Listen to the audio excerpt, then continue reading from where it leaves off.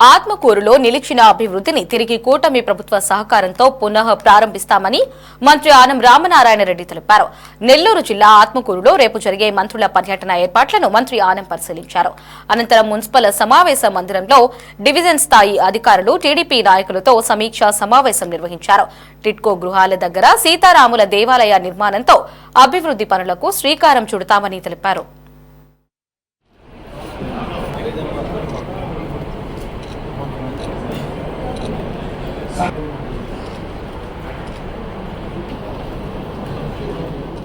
గతంలో ప్రారంభించి వదిలేసినవి పూర్తి చేసుకోవడానికి, అలాగే కొత్త గురుకుల పాఠశాలను ప్రారంభించడానికి ఇక్కడికి వస్తున్నారు. బలహీన వర్గాల ఆడపిల్లలకు సంబంధించినటువంటి గురుకుల పాఠశాల తాత్కాలిక భవనాల్లో దాన్ని మొదలు పెడుతున్నాం. రాబోయే ఆర్థిక సంవత్సరంలో నూతన భవనాలకి వాటన్నీ కూడా మార్పు చేయడానికి నూతన భవనాలను కూడా మంజూరు చేయమని వెల్ఫేర్ మినిస్టర్ గారిని, గౌరవ ముఖ్యమంత్రి గారిని కోరడానికి అన్నీ సిద్ధం చేస్తున్నాం. ఆత్మకూరు అభివృద్ధికి 10 సంవత్సరాల తర్వాత పునః ప్రారంభం అవుతుంది కాబట్టి ఒక మంచి కార్యక్రమంతో, దైవానుగ్రహంతో, భగవంతుని యొక్క ఆశీస్సులతో ఇది మొదలు పెట్టాలని చెప్పి టిట్కో కాలనీల్లో రామాలయాలు నిర్మాణం చేయాలనేటువంటిది రాష్ట్ర ప్రభుత్వం తీసుకున్న నిర్ణయం.